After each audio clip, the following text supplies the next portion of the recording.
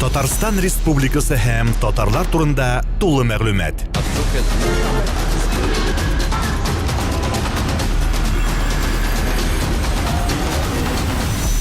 Татар информ мәгълүмат агентлыгы.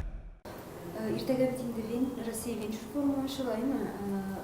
Һәм менә шул хакта фонд эше турында сөйләшергә килдек сезнең белән. Бу шактый авыр тема, икътисад темасына бит инде теге ниндидер язмалар, интервьюлар чыга. Шуңа күрә менә бу сөйләшү әһәмиятле булыр дип уйлыйм. Кайбер сорауларга теге гади халыкка аңлаешлы итеп тә җавап бирсәгез, бик шәп булыр. Венчур сүзендә аңламаучылар бар безнең укучылар арасында. Менә иң беренче венчур инвестицияләрен уңышлы кертү эшендә дәүләтнең роле нинди? Дөресен генә әйткәндә, сез әйтеп киткәнчә, венчур дигән бүгенге көндә сүз бик атаклы дип әйтергә була дөнья буенча. Һәм шушы сүзе бәйләнгән, аңа багышланган, менә бер үзенә күрә аерым бер индустрия пайда булды, актык бер 20-30 елда. Венчур дигәндә аны турыдан-туры инглиз сүзе ул. Шуннан тәрҗемә әйткәндә, венчурны гел аны менә ничек дип әйтим, риски диләр инде, әйме.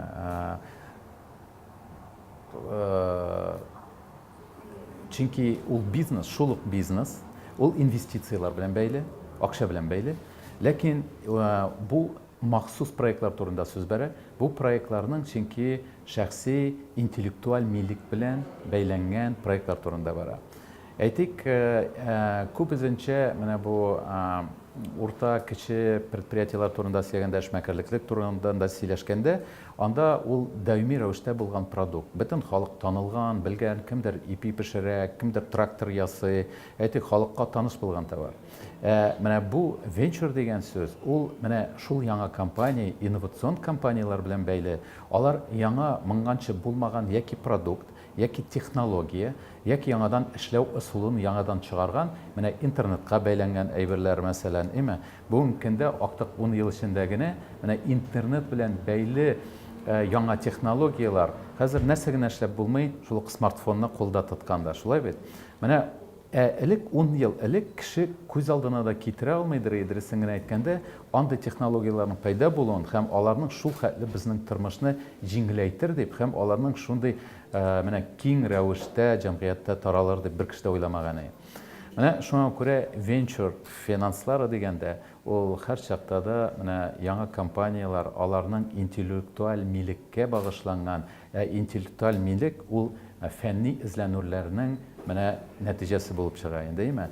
Шуңа күрә венчур дигән ул әзгенә кеше аңлап бетермәгән һәм шул әле яңа продукт булганнан күрә, дөресен генә әйткәндә, кеше өчен бераз куркыту менә ниндидер теге сирә шулай итеп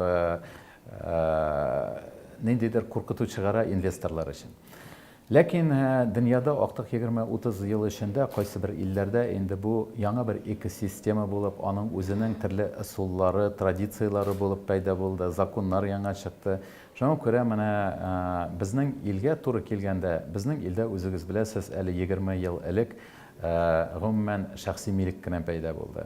Кешенең дөресен генә әйткәндә, милли менә бизнес ясау түгел, әле шул үзенең менә карамагында булган шул милек белән идарә итәргә дә өйрәнеп бетмәде. Ничек иттереп, дөрес иттереп аны регистрациягә кертергә, сатканда яки сатып алганда ничек иттереп килүчеләрне тизергә, әйбәт. Әгәр дә инде без эшмәкәрлек турында, бизнес турында сөйләсәк, әлбәттә бу 10 ел, 20 ел тарихи күзлектән карасаң, ул бик әз генә чор дип әйтергә була. Шуңа күрә менә безнең зур илебездә безнең хөкүмәтебез, безнең президентыбызның дөресен генә әйткәндә идеясе булып, 2004 елда инвестиционный венчур фонды пайда булды. Аның иң беренче төп максаты безнең инновацион экономиканы үстерү. Һәм безнең ике төп бурычыбыз бар. Берсе шул менә аның инновацион компанияларга карый, без шул экосистеманы булдырырга тиеш. Венчур индустриясының төрле инструментларын тормышка, бизнесның көндәлек тормышына кертергә тиеш. Шул исәптән конкурслар уздырабыз, грантлар бирәбез, яңа фондлар булдырабыз, шулар аша шушы өлкәдә эшләгән яңа эшмәкәрләргә ярдәм итәбез. Һәм икенче безнең фокусыбыз ул инде урта һәм кече бизнеска караган. Сез әйтеп киткәнчә, сорауыгызга әйләнеп кайтканда, менә хөкүмәтнең роле бу өлкәдә бик зур. Әйтик, эшне башлаганда гына без аны ничек башларга икән белмидер әйтте. Һәм президенттан сорагач, ул әйтте: "Айнур, бөтен илләрне өйрәнеп чыкты, кая менә яңаша ничек эшләнгән, аларның җитешүләрен һәм хаталарын искә алып, теркәп, шуннан үзебезгә ниндидер форманы сайлап алырбыз" дигән иде. Менә шушы 10 ел эчендә зур эш башкарылды дөресен генә әйткәндә. Һәм инвестицион венчурный фонд бөтен дөньяда менә шаукымның иң алдынгы җирендә булган оешмаларның тулы әгъзасы булып тора. Шул ук исәптән Европада, Америкада ассоциацияларның менә туры хокуклы әгъзасы булып торабыз. Һәм дөресен генә әйткәндә, шушы венчур форумга да 24 илдән безнең кунакларыбыз килде. Хөкүмәтнең роле бик зур һәрбер илдә. Иң уңышлы әйтик нәтиҗәләрдән дип әйтеп китсәк, минем Израиль турында әйтеп китәсем килә. Әлбәттә, анда менә хәрби өлкәгә багышланган яңа технологияларны, алар яңа ил булганнан бирле алар өчен, ул тормыш өчен иң зур менә алдынгы шундай нәйләр иде. Кирәкле әйберләрдән саналадыр. Һәм аларның шул өлкәдә яңа технологиялар булдырып, Израиль 2000 елларда булдыра Йозма дигән фондны. Һәм шул Йозма дигән фондка хөкүмәт $200 миллион акча бирә. Алар шушы фондтан, дөресен генә әйткәндә, яңадан $8 миллион биреп 10 фонд тудыралар. Шушы 10 фондны тудырганнан соң, 20 миллион шул Йозма фонды турыдан-туры үзе инвестициялар ясый төрле компанияларга. Ләкин иң мөһиме, бу фонд турында бик зак сөйләргә була. Аларның нәтиҗәсе, менә бер 10 ел дигәндә, шушы 10 фонд аларның элекке бүгенге көндә ВВП-га якын шундагы булган компанияларның аларның выручкалары шушы илнең ВВП-сына бер тигез булырлык дәрәҗәдә шунда иттереп, алар яңа товарлар сата башлыйлар, җитештерә башлыйлар. Шуңа күрә бу бөтен дөнья масштабында иң атаклы, иң билгеле менә булган шушындай бер мисал дип әйтергә була. Аны карап без Япониядә, Европада, Америкада, Ирландиядә һәм бүтән күп илләрдә менә шушы яңа индустрияны булдырганда ничек итеп хөкүмәт эшләрен башлаган бөтенесен өйрәндек. Һәм дөресен генә әйткәндә, төрле илләрдән менә шуларның иң кирәклесен дип тапканын һәм безнең Татарстанга, Россия масштабында ул туры килә торган менә модельләрен һәм аның төрле инструментларын без аның тормышка кертергә тырышып, шулай итеп кенәйтәбез бүгенге көндә. Минем уйлавымча, менә мәсәлән Сингапурда да шушы фондларны булдырганда, алар 1990 елда беренче тапкыр башлыйлар шушы индустрияны яңадан. Һәм хөкүмәт $1 миллиард менә әйтеп киткәнчә хөкүмәт беренче бирә. Һәм әйтик, менә шәхси базардан әйтик, кешеләр үзенең акчасын шунда кертсеннәр өчен шушы өлкәгә. Әлбәттә, менә Сингапурда хөкүмәт кеше үзенең шәхси $1 биргәнгә, хөкүмәт шуның истәп яңадан $5 сала торган булган. Менә шулай итеп әкренләп шушы индустрияны тудырып, аңа көч биреп, аңа тиешле дәрәҗәдә менә ничек дип әйтим, тиешле дәрәҗәдә төрле шартлар, чаралар тудырып, шунлай итеп хөкүмәт үз ягыннан нык кына тәэсир итә. Һәм шуннан соң бүгенге көндә менә ул искиткеч дәрәҗәдә шушы экосистема Сингапур бүгенге көндә алдынгы илләрнең берсе булып санала. Сез беләсез, чөнки безнең президентыбыз да бик якын дус иде Ли Куан Ю белән, аларның җитәкчеләре белән, һәм безнең бүгенге көндә хөкүмәт эшлеклеләре дә анда укырга, өйрәнергә баралар. Сингапурдан безгә кунаклар киләләр. Шуңа күрә мөнәсәбәтләр илләр арасында, безнең республика арасында дөресен әйткәндә бик кыса. Хөкүмәтнең әйтеп киткәнемчә роле бик мөһим һәм менә дөрес иттереп шушы ысулларны, чараларны тудырып тормышка кертүдә үзе монда менә безнең эшмәкәрләр бу өлкәгә кереп акчасын бер кайчан да тыкмаячаклар. Аннары менә хәзер форумга әйләнеп кайтсак, инде аның стартапларына инвестицион венчур фонд нинди ярдәм күрсәтәчәк? Беләсезме, менә без бит инде һаман инновациялар турында сөйләйбез, әйме? Инновация нәрсә дигәчтен, төрле кеше үзенчә аңлый. Инновацияны һәр чакта да кешеләр уйлыйлар, менә бу яңа продукт, мәсәлән, менә диктофон ята өстәлдә. Менә бу безнең илдә чыгарылмый ул. Сез беләсез, безнең өчен инновацион яңа продукт дип әйтер була. Ләкин профессионаллар телендә, ул дөресен генә әйткәндә, инновацион продукт үзегенә чыгарган әйбер, уйлап чыгарылган әйбер. Ул бер нәрсәдә түгел, аның бернинди дә бәясе юк базарда.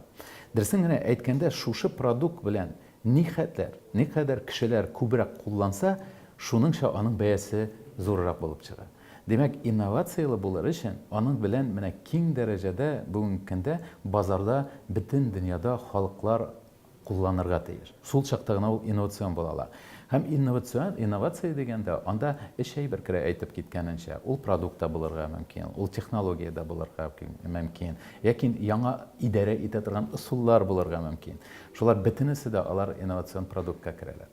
Менә инновация турында сөйләшкәндә, һәр чакта да без үзебезгә беренче адымнарны ясаганда уйлыйдыр, менә университетларда бар укымышлы кешеләр, әгәр дә ул уйлап чыгарса берәр инновацион продукт, аңа иң әзе дәрәҗәсен генә әйткәндә иң кирәкле әйбер беренче инвестиция гына бирергә кирәк, акча гына дип. Һәм ул үзеннән үзе шушы технология белән базарга чыгып, аны булдырар дип әйтергә әзер дип уйлаган идек. Менә бу 10 ел тәҗрибә дөресен генә әйткәндә бик яхшы күрсәтте. Инновациялар турында сөйләгәндә иң мөһим менә аның әйләнәсендә эш кеше бар.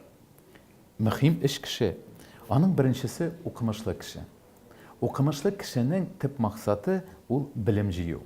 Белем җыю һәм шуны системага кую, һәм шушы менә мин әйтеп киткәнемчә эш юнәлештә берәр әйбер тәкъдим итү. Һәм икенче мөһим кеше шушы өлкәдә ул инноватор дип әйтәбез. Инноватор ул менә шушы яңа инновацияны тормышка ничек иттереп эффектив рәвештә тормышка кертү, ләкин продукт булдыру, ләкин яңа ысул булдыру. Менә икенче кеше. Ләкин әле шул әйбер тормышка ашкач та өченче кеше кирәк. Ул өченче кеше менә нәрсә өчен җаваплы? Ул шушы яңа технологияны дөрес юл белән, дөрес вакытта ул базарга җиткергә тиеш. Ул кешене без инде эшмәкәр дип атыйбыз. Шулай бит. Менә шуңа күрә эш кеше алар бер юлы бер технология исендә эшләргә тиеш.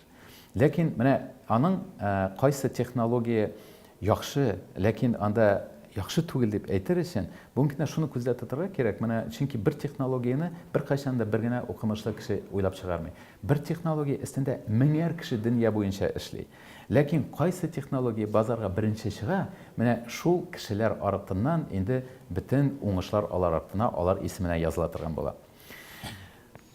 Әйтеп киткәнчә безнең фондка әйләнеп кайтсак, менә мин әйткәнемчә, безнең беренче һәм иң мөһим бер юнәлешебезнең берсе ул шушы инновацион компанияларга, инновацион продукцияга карата төрле чаралар булдыру. Һәм бу өлкәдә дөресен генә әйткәндә без ел саен менә әйтеп киткәнемчә алып барабыз 50 инновацион Татарстан өчен 50 инновацион идея дигән конкурсны сез ишетеп беләсездер. Biz аны башлаганда, 10 ел элек башлаганда, дөресен генә әйткәндә Татарстан өчен дөрестән дә 50 компания гына җыядыр. Ләкин аннан соң инде 3-4 елдан аңладык. Инновацияны Татарстан белән дә, Россия күләмендә дә берничек тә чикләп булмаганын. Югыйсә без аны чикләсәк Татарстанда гына, ул инновация булмаячак беркайчан да. Шуннан соң без ул конкурсны ачып җибәрдек.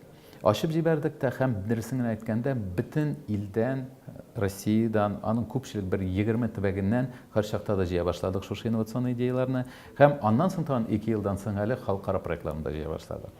Бу конкурс нәрсә өчен кирәк иде? Исегездә булса, 2000 елларда безнең икътисадыбызның шундый дәрәҗәдә булу сәбәпле күп кенә кеше фәнни институтлардан, әйтик университетлардан китә башладылар. Бүтән үзләренә мәҗбүр булып, теге яшәү шартларын ничектер тәэмин итер өчен алар бүтән акча эшләү юлларын эзләп, шушы өлкәләрдән китә башладылар.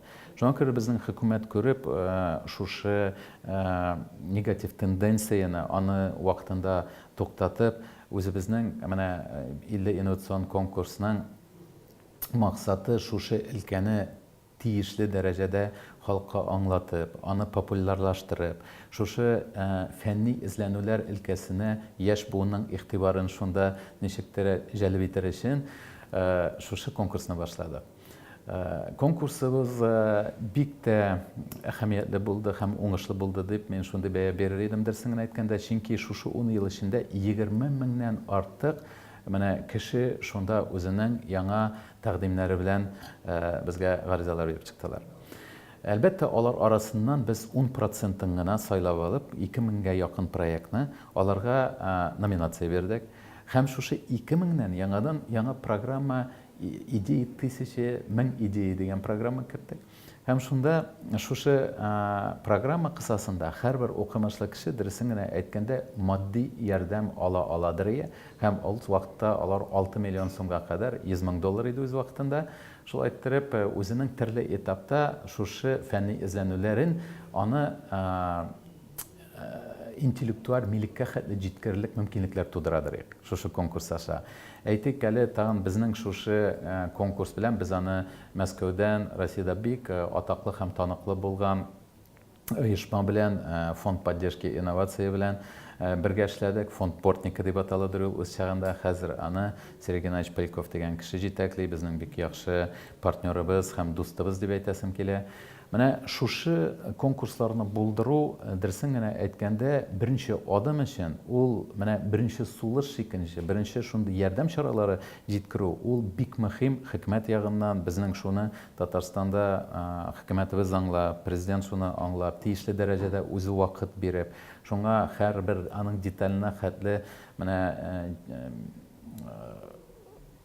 аңларга тырышып, шуны һәм дөресен генә әйткәндә шундый ярдәмсез, әйтик, үзебезнең республикасының беренче кешеләре аңа игътибар бирмичә генә үзеннән үзе бу өлкәне булдыру мөмкин түгел дип әйтәсем килә. Шуңа күрә аннан соң без тудырдык яңа фондлар. Ул фондлар, фонд дигәннән ул яңа оешма да менә чөнки бер фондта гына бөтен дә тәҗрибәне, бөтен компетенцияларны җыеп булмый. Инвестицион венчур фондта гына. Чөнки без үзебезнең әйтик инде ишетергән шушы организацияны хөкүмәт булгач, Татарстан Республикасының хөкүмәте була сәбәпле біз яңа организациялар чыгардык. Чөнки анда ул яңа берсе аның Татарстан буенча эшләгәне Акбарс Капитал дигән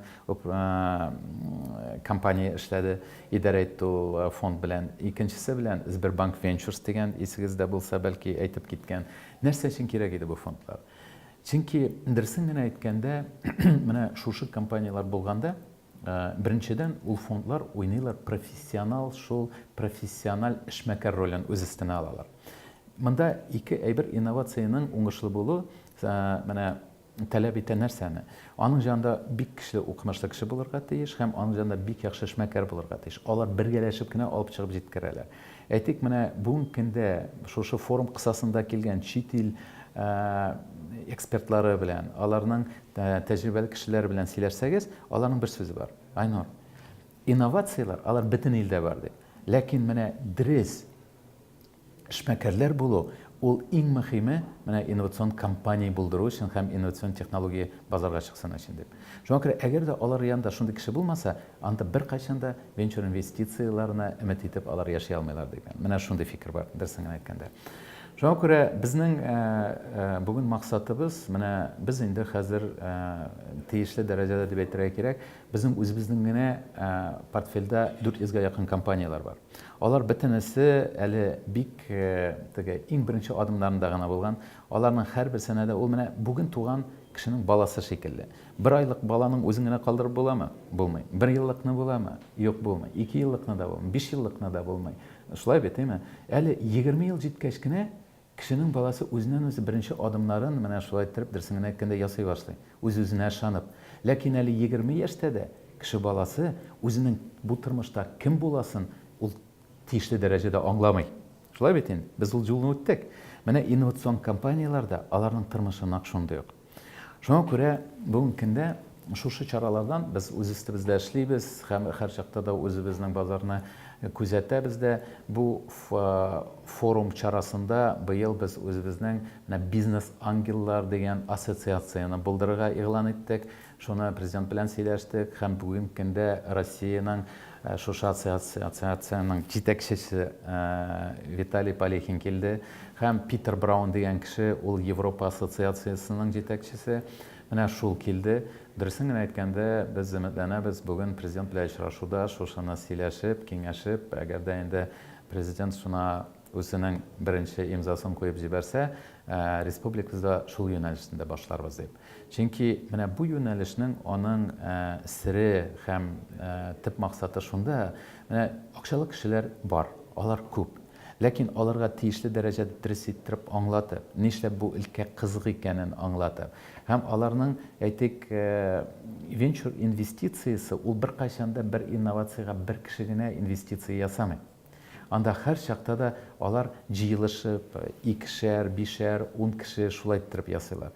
Һәм алар һәрбер продуктның һәрбер этаплары бар ул инвестицияның. Әмма профессионал сүздә сөйләшкәндә, менә ул early stage companies дип сөйлибез. Ул әле үзенең балачак компаниялар дип әйтергә кирәк. Ул чиракта шул бизнес ангеллары, якын туганнар, дуслар бирәләр акчаны ул компания үстерер өчен. Аннан соң менә бу бизнес ангеллар дип сөйләшәбез. Бу инде күбрәк профессиональ рәвештә базарны аңлый торган, эшләү рәвешләрен аңлый торган кешеләр. Һәм алар беренче бик зур түгел, ләкин Европа өчен менә бүген чеклар дип сөйләдек, $5 миллион хәтле бирәләр бер компаниягә. Безнең бүгенге көндә без һаман 5-10 миллион сум акча биреп бетә алмыйбыз. Чөнки аның чыганаклары бик җитеп бетми дөресен генә әйткәндә. Шуңа күрә менә шушы проблемаларны һәрчакта да күзәтеп, өйрәнеп, яңа инструментлар тудыру турында эшлибез. Монысы тагын бер менә яңарыш. Һәм әйтеп киткәнемчә, менә сез бәлки ишеткәнсездер, безнең там Pulsar Venture дигән компанияны булдырдык 7-8 ел элек. Ул безнең башта консалтинговый компания шикелле генә шулай башлаган, шундый сервис кына күрсәтеп, шушы яңа компанияларга, туган компанияларга. Ләкин бүгенге көндә инде менә фонд буларак эшли һәм акселератор программасын башкара. Акселерация программасы аның асылда тәртибе шундый. Дөресен генә әйткәндә, шәхси инвесторлар яки фондлар, менә бу очракта Pulsar Venture фонд ролен уйный. Алар иң яхшы компанияларны сайлап алып, шуларның ниндидер дәрәҗәдә акцияларын алып, аларның капиталга беренче акчасын кертәләр. Һәм менә шушы акчасын кертеп, аларны дөресен генә әйткәндә профессиональ фондларның игътибарына лаеклы булырлык дәрәҗәгә хәтле җиткергә тиешләр. Безнең һәрбер инновацияның 4 чоры бар. Менә инновацияның базарга товар булып килгәндә, һәрбер инновация 4 чорны үтә. Беренчесе әйтеп киткәнемчә, шул фәнни эзләнүләрнең аларның ахыр чиктә шул интеллектуаль милек булып формалаштыруы.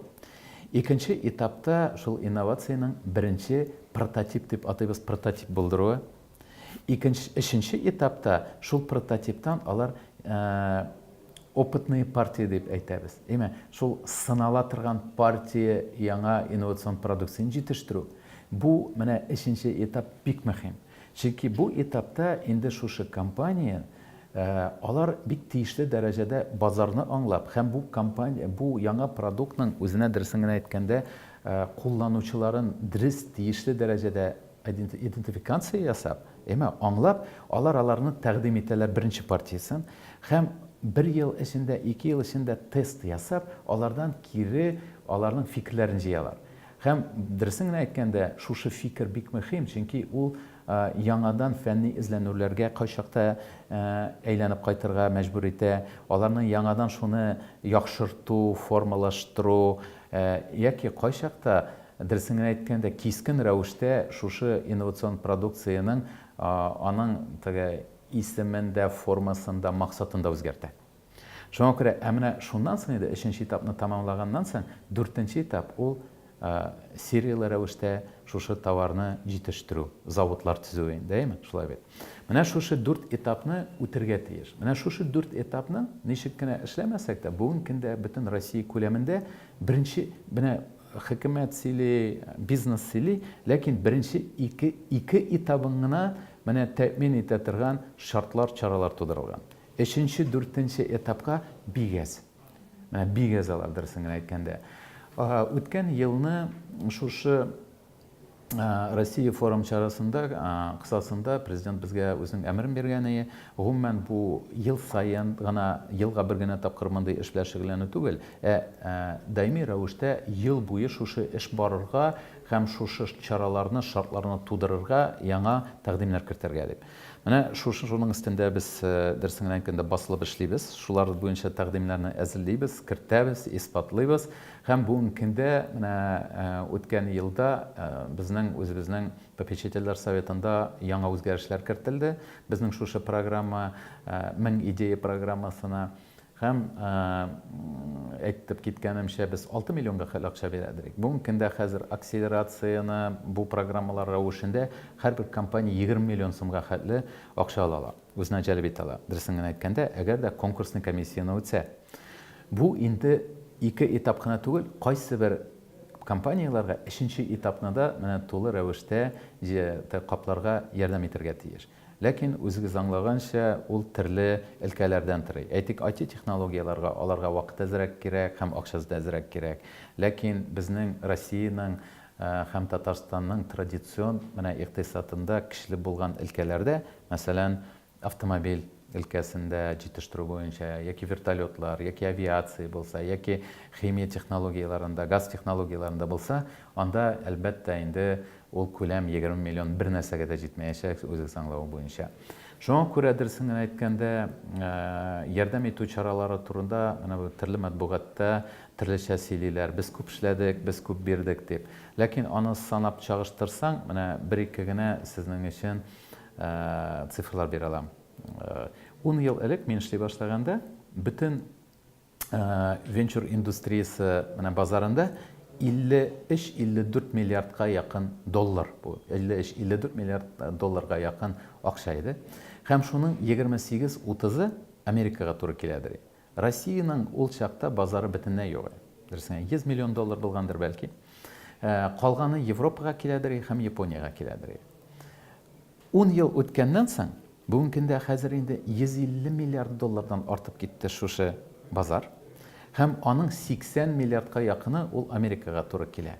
Һәм уйлап карагыз, 48 миллиарды Азияга, Кытайга туры килә. Демәк, Азияга, Сингапурга һәм шул яктагы Индонезия, Малайзия шул як илләренә. 10 ел элек анда базар бөтенләй юк иде. Демәк, 10 ел эчендә дөрес эшләсәң, нәрсәгәдер ирешергә була. Ләкин Россия үзенең менә дөресен әйткәндә илендә шундый нык, талантлы кеше булмаса, бик күп бит бездә талантлы технологиялар һәм талантлы кешеләр булу сәбәпле дә әле менә андый нәтиҗәгә ирешә алмады. Һәм безнең кызганычка каршы әле үзебезнең базарыбыз 10 ел электә 200 миллион доллар белән генә исәпләнә, бүген дә шул 200 миллион доллар белән генә без әле эшләп маташабыз бөтен ил күләмендә бу. Шуңа күрә алдагы бурычларыбыз һәм эшләребез безнең бик күп. Һәм дөресен әйткәндә, әйтеп киткәнемчә, бу сезнең икенче сорауыгызга да җавап, беренче сорауыгызга да хөкүмәтнең дөрес иттереп аңлап, шушы проблематиканы аңлап, һәм шушында дөрес тиешле дәрәҗәдә игътибарын вакытын биреп, һәм шуңа төрле шартларны тудыруда беренче урында тора. Һәм илнең алдынгы булуы, алдынгы нәрсәгә кирәк соң инновацион технологиялар. Бүгенге көндә традицион икътисад белән генә конкуренцияны җиңеп булмый. Югыйсә, безнең менә 5 ел элек кенә күз алдыгызга китерегез.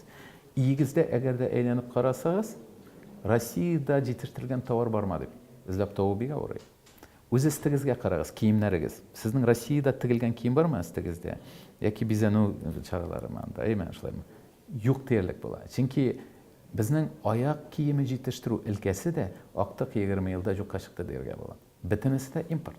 Алай булгач безнең кешеләр кая эшләячәк соң? Бүгенге көндә 95 елда менә аны сөйлиләр, бу Берлин стенасы теге ватылганнан соң дип, җимергәннән соң дип сөйлиләр. Ләкин шул вакыт белән, шул заманы белән туры килә бергә яңа технологиялар, интернет белән бәйле яңа технологиялар булу. Һәм бу яңа менә дулкын технологияларның шушы революциясе дип әйтергә кирәк. Аның дөресен әйткәндә, даими рәвештә без күнеккән, күрергә күнеккән менә бу икътисад ул җимерелеп бетте дияргә була. Бүгенге көндә цифровая экономика дип сөйләбез. Шул цифрга бәйләнгән икътисадыбыз. Ул нәрсә турында? Ул яңа информация турында. информация, аның нинди сифат белән эшкәртү, нинди тизлектә эшкәртү, аннан соң яңа интеллектуаль искусственный интеллект дип әйтәбез, әйме? Менә шушы технологиялар артыннан бөтен илләр бүгенге көндә бик дә конкурентлы теге йөгерү генә дип әйтмәсәм мин сугыш бара. Һәм ул күзгә күренмәй торган. Краш бара, һәм конкуренция бара. Шуңа күрә без әгәр дә безнең илебез тиешле дәрәҗәдә үзенең алдынгы 20-50 елда үзенең конкурентлы урынын тәэмин итәсе килә икән, ул очракта без бу өлкә иң мөһиме булачак. Чөнки бу өлкәгә әгәр дә игътибар ясамасак, киләсе 50 елда нәрсә буласын бик алда күз алдына китерү авыр булачак дип уйлыйм. Стартапик дивидендинде, эш башлаучы дип әйтелгән. Ул менә сәнәгатьнең реаль секторына үзенең инновацияләр, инновацион эшләнмәләрен кертү стадиясендә нинди проблемаларга юлыгырга мөмкин? Проблемалар шул ук технологияларны базарга алып чыккан менә шартлар белән бәйле ул. Әйтеп киттем бит, менә мәсәлән, һәрбер инновацион компания ул шушы 4 этапны үтеп чыгарга тиеш, шулай бит. Ләкин аның өчен менә венчур индустрияның фондларындан, әгәр дә сөйләшсәгез, аларның статистикасы шундый. Әгәр дә бер 10 проектларның портфельдә булса, аларның бер 70-80% үлә ди. Һәм аларның бер 10%, 20% тыккан акчаларын, инвестицияларган акчаны кире кайтарга ярдәм итә. Ә менә 1-2 проектты шушы портфельдән алар менә искиткеч дәрәҗәдә 10 мәртәбә, 1000 мәртәбә күбрәк шул инвестицияларны кайтарырга мөмкин. Шуңа күрә шушыны менә булган, бу инде статистика, бу инде тормыш гыйбрәте дип әйтергә була дөресен генә әйткәндә, бу булган факт. Шуңа күрә төрле илләрдә булган факт. Менә инновацион компаниялар өчен 3 мөһим әйбер бар. Шуның берсе менә бәйләнгән, әйтеп киткәнчә 4 этап белән. Шушы 4 этаптан аларның бу вертикаль ва горизонталь буенча карасам, вертикаль буенча да там проблематикасы бар. Аның берсе шушы инновацион компанияларны булдыру чыганагы. Бүгенге көндә менә бөтен ил буенча ул университетларда, фәнни эзләнү институтларыннан чыгалар, яки күбесенчә яхшы инновацион компаниялар, алар чыгалар зур корпорациялардан. Әгәр дә илдә зур корпорациялар белән бәйле компаниялар булса, чөнки ул компанияларда алар нәрсә белән тасвирлана ул компаниялар? Алар бик әкреннәр һәм аларның үзендә бюрократия бик зур, алар тиз генә яңарышны кертә алмыйлар, чөнки процедурасы, кул алу, анда аңлау процедурасы ул бик катлаулы. Һәм шуңа күрә әйтергә кирәк, менә күп кенә кешеләр шушы компаниялардан чыгып, алар үзенең яңа компаниясын инновацион компания булдыралар. Һәм менә шушы үзе белгән проблематиканы хәл итер өчен. Монысы бер мисал. Әйтеп киткәненчә, менә Европа ассоциациясының, бизнес ангеллар ассоциациясыннан килгән Питер Браун, ул да әле без аның белән менә сөйләшеп утырганда, шул үзенең тәҗрибәсе белән бераз гына миңа сөйләп бирде. Ул үзенчә институт бетергәннән соң авиация, космос өлкәсендә зур корпорациядә эшләгән. Һәм шуннан 28 яшьтә мин бүтән монда эшләмим дип, эшмәкәр булам дип эшмәкәрлеккә китә. Һәм шуннан эшмәкәрлеккә китеп 99 елда диде бу, 98 елда үзенең бер компаниясын, яңа батареялар формасын менә булдырып, Америкада зур гына бәягә бер Корей фирмасына сатып җибәрә. Дөресен генә әйткәндә, бик уңышлы менә эшмәкәр һәм бүгенге көндә Европаның бизнес ангелларының җитәкчесенең берсе шул безгә килеп үзенең тәҗрибәсен белән уртаклашырга һәм үзенең фикерләре белән уртаклашырга һәм ярдәм итәргә килә.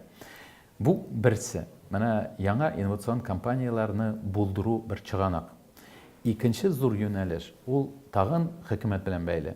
Чөнки экосистема дип атыйбыз. Экосистема ул бүгенге көндә булган законнар белән, эш тәртибе белән, булган бизнеста булган культура белән бәйле. Һәм дөресен генә әйткәндә, шул законнарны тормышта менә булдыру гына түгел, аларны кешеләр шушы законны тиешле дәрәҗәдә үтәсен өчен безнең илдә бик күп хөкүмәт ягыннан булдырган оешмалар. Менә алар үзләре арасында ничек иттереп эшләүләре, нинди сыйфат белән эшләүләре нәтиҗәсе ул бик нык тәэсир итә шушы инновацион компанияның тиз генә кадәр барып чыгуына. Чөнки безнең күпчелек компания, менә мәсәлән, нәрсә дип әйтә алам? Мәсәлән, бер инновацион нинди мисал белән аңларлык дәрәҗәдә менә аңлатыр өчен, мәсәлән, роботның нәрсә икәнен күз алдыгызга китерәсез бит, әйме? Робот бар менә кеше формасында, куллары бәгелә, без элек бала чакта электроника дигән бер кино карыйдыр, исегездә булса, ул Чехословакия студиясында ясалган бер кино иде бугай. Шуннан соң, бүгенге көндә роботлар ул бүген сәнәгать өлкәсендә зур заводларда кешене кулланмыйча, менә бик югары теге сыйфатлы товарлар булдырганда роботлар кулланалар. Былтыр да шул хакта сүз булган иде. Әлбәттә. Технологик революция. Ул турда гел сөйлиләр, бөтен кеше сөйлиләр. Менә мәсәлән, бер инновацион компания шундый робот ясыйсы килә булса, анда төрле детальләр кирәк. Чөнки аларның ул яңалык, инновация дигән, ул аның бер генә өлешендә булырга мөмкин. Аңлайсызмы сез аны? Яңартамы, яхшыртумы ул аны, яки яңа материал кулланамы ул анда. Ләкин менә мәсәлән, ясый башлаганда ул аны, аның бер детален мәсәлән Кытайдан заказ бирә, икенче детален бирә мәсәлән Америкадан. Шулаймы? Менә кипчәкләр мәсәлән. Менә роботларның бүгенге көндә менә логистик центрларны беләсез бит. Анда бүгенге көндә роботлар эшли. Аларда кичкенә генә кипчәкләр куелалар. Менә ул кипчәкләрне бөтен ил өчен Кытай эшли. Әйтик, син мәсәлән шушы роботны ясаганда заказ бирдең Китайга. Безнең таможня белән, безнең хөкүмәтнең менә шушы идарә итү белән, безнең почтаның эшләү сыйфаты белән, әйме? Дөресен, ул бөтен хөкүмәт оешмалары. Шуңа күрә аларның эшләү буенча аннан товар килеп җитү, менә Кытайдан безгә 2 айга хәтле, менә 1 ай ярымнан ул 5 айга хәтле мөмкин булырга тиеш. Мәсәлән, күз алдыгызга китерегез. Сез коробканы ачасыз да, Аллага шөкер килеп җитте дисез. Коробканы ачтыгызда кипчәкне карыйсыз, ләкин ул дөрес модель килмәгән. Ялгышканнар Кытайлар. Сезгә аны җабырга кирәк тә, кире тутыракка бит инде гадәй бер. Кире җибәргә кирәк Кытайга, хат белән алыштырып бирегез, дөрес җибәрмәгәнсез дип. Бу безнең таможня өчен бик авыр әйбер инде. Сез нишләп аны кире җибәрәсез? Нәрсәгә җибәрәсез? 10 кагаз тутырыгыз. Әле аннан соң сез ул бер кредитны үткәнче, анда безнең инновацион компания 1 ел гомерен сарыф итәргә мөмкин. Ул эшрәктә бу технологияны инде. Менә Ирландиядә ул 2 көн, 2-3 көн. Менә Ирландиядә компания булдырса, бездә компания булдыру һәм Ирландия шул гайберләр шөгыльләнсә, бездә ул ярты елга хәтле мөмкин сузылырга. Ирландиядә 1 атна максимум. 1 атна максимум. Менә шуннан аңлыйсыз. Кем беренче базарга җигереп җитәчәк дип, шулай бит. Шуңа күрә бу өлкә бик мөһим. Шушындый зур проблемалар белән һәр инновацион компания көндәлек тормышында алар менә эш итәләр. Һәм өченче бер зур юнәлеш дип әйтер идем мин аны. Ул бөтен безнең профессиональ телдә аны exit дип атыйлар. Выходы, exit, чыгу. Ул шушы инновацион компаниялардан инвесторларның чыгуы. Чөнки төрле кеше бар. Кайсы бер кеше шул инновацион компания тизеп гомер буе шунда эшлисе килә, ва кайсы берсе шуны тизеп, аны сатып, яңадан яңа әйберләр булдырасы килә. Һәр бер кешенең бит үзенең максаты бар тормышта, теләкләре, шәхси теләкләре. Аның бәхетле буласы килә. Шуңа күрә менә бу эшракта, дөресен генә әйткәндә, илдә ул эш, менә бөтен тәҗрибә буенча глобаль рәвештә карасак, эш инструмент бар аның өчен. Беренчесе ул үзенең илендә бик зур базар булу. Мәсәлән, име? Һәм икенчесе ул фондовый рынок дип атыйбыз. Акциялар белән сату, алу-сату эшләрен булдыра торган фондовый рынок. Менә ул булырга тиеш. Яки ул менә зур корпорациялар бәйле. Шул зур корпорациялар шушы инновацион компанияны күрсә, аларның менталь рәвештә шушы компанияларның яки продукцияларын зур акчага сатып алырга әзер булу. Менә шушы культура керергә тиеш. Шуңа күрә безнең әле мактанырлык бу өлкәдә зур ирешүләр юк. Дөресен генә әйткәндә, бөтенесе дә 10 ел вакыт бик иртә дип тә әйтергә була, кыска дип тә әйтергә була, ләкин җитерлек тә әйтергә була. Менә Сингапур белән, Кытай белән чыгарттырсак, әйме, шулай иттереп. Шуңа күрә бу проблемаларны хәл итәргә кирәк әле, дөресен генә әйткәндә, бу бик зур бурыч булып хөкүмәт алдында тора, бизнес алдында да, безнең алдында да шушы проблематика тора, һәм шул ук инновацион компаниялар алдында да шул ук проблема бар. Менә хәзер иртәгә ачыласы форумга әйләнеп кайтсак, анда күпме проект катнашачак, кайлардан, менә яңа катнашучылар өстәләме елдан ел? Беләсезме, әлбәттә, без актык 2 елны гомумән менә ул шул ук форум. Кеше ишетә дә, яңаклардан тыңлаганда да менә форум була. Яңадан форум була икән дип уйлыйлар. Ләкин безнең өчен ул менә һәрбер ел, бер кайчанда икенчесенә ошамаган. Гел яңа инструментлар киреп бара. Үткән елда без мәсәлән газ һәм энергетика, химия өлкәләренә бер игътибарны күбрәк биреп, шул өлкәләрдән проектлар җыйган идек. Быел безнең кискен рәвештә икенче юнәлеш блокчейн технологиялары. Шуңа күрә финтек, финансларга караган технологиялар. Аннан соң караган entertainment, масс-медиа, спорт, шул өлкәләргә караган. Аннан соң инде әлбәттә 3нче юнәлешебез ул шул ук безнең Татарстан өчен традицияле булган, ул яңа материаллар, яңа газ өлкәсендә биотехнологиялар, медицина өлкәсендә яңа аппарат комплекслары булырга мөмкин. Шул өлкәләр буенча биотехнологиялар бик мөһим дип саныйбыз шул ук исәптән. Шундый менә яңа үзгәреш белән, яңа акселерация программасы белән кердек. Һәм бүгенге көндә инде без бу эшне ел башында ук башлаган идек. Һәм әйтеп китәргә кирәк, 542 гариза килде шушы компаниялардан. Аларның шушы форумда катнашырга теләк белдерделәр. Һәм алар арасыннан менә параллель рәвештә Pulsar Venture безнең акселерация программасын алып бара. Һәм шушы 542 компаниядан ул 50-не сайлап алды. Һәм шушы 50 компания форум алдында, шушында, менә аның площадкасында алар үзенең компанияларына презентация бирәләр. Умен форум дип әйтеп киткәндә, сез шунысын аңларга тиеш, ул 2 компонентлы, менә шундый ничектән кирәкле инструмент дип әйтеп китәсем килә. Аның беренче компоненты ул әлбәттә пленарная сессия дип әйтәбез. Анда иң шушы базарда һәм хөкүмәттән да фәнни институтлардан, бизнестан иң атаклы кешеләр җыела. Алар үзара фикер алышалар һәм бүгенге көндә үткән елга бәя биреп, алдагы прогнозлар белән шунда бүлешәләр. Шулай бит, һәм аннан соң ул бизнеска, шушы менә 50 компанияга уйлап карагыз, бүген генә яки кичә башлаган бизнесны аларга шушы дәрәҗәле кешеләргә, банкирлар җаны, укымышлы кешеләр җаны килүе һәм танышу бик авыр.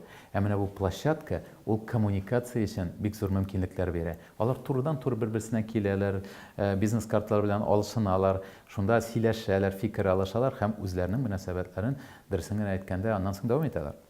Һәм икенче зур юнәлеш менә шушы компаниялар белән. Элек ул безнең бит Казан Venture ярминкәсе дип аталадыр. Нишләп ярминкә? Ярминкәдә алу-сату итәләр. Монда да нәкъ шул ук алу-сату аның төрле максаты, чөнки ләкин бик дәрәҗәсе дә һәм продукция гына бик махсус. Чөнки монда товар сатылмый, монда интеллектуаль милек сатыла.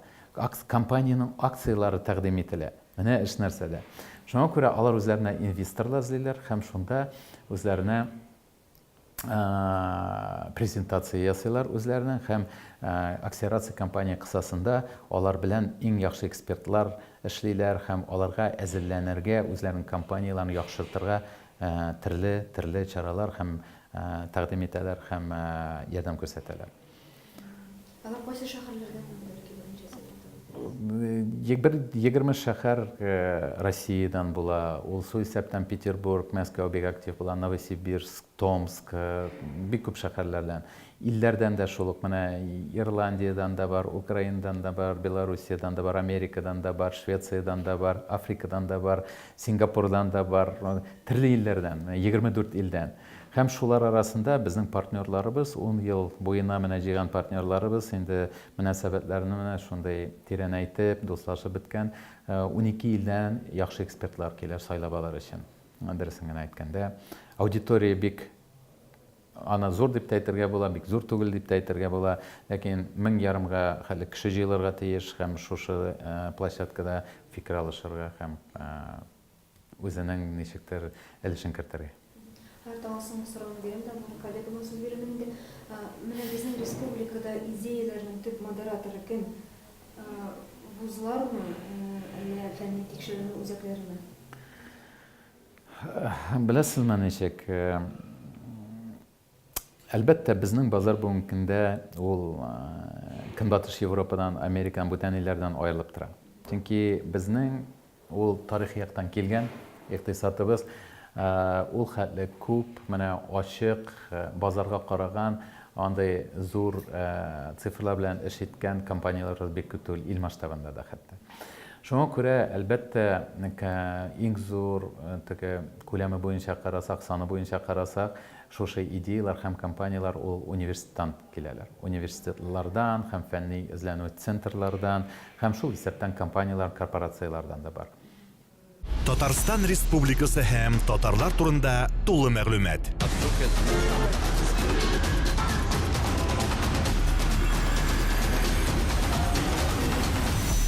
Татар информ мәгълүмат агентлыгы.